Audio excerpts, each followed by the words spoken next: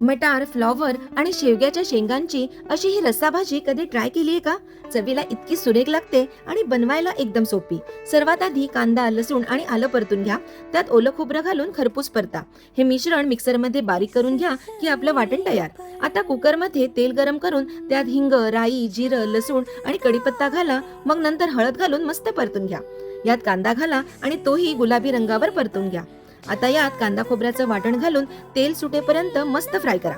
यामध्ये आता सगळे मसाले घालूया. काश्मीरी मिरची पावडर, आगरी मसाला, धणा पावडर, जिरा पावडर, गरम मसाला, चवीप्रमाणे मीठ आणि थोडीशी साखर. हे सगळं मिक्स करून त्यात टोमॅटोचे तुकडे घाला. नंतर यात मटार आणि बटाट्याचे तुकडे, फ्लॉवर आणि शेवग्याच्या शेंगा घालून मसाल्यामध्ये व्यवस्थित परतून घ्या. शेवटी शिजण्यापुरतं थोडं पाणी आणि बारीक चिरलेली कोथिंबीर घाला आणि कुकरच्या फक्त 2 शिट्ट्या काढा.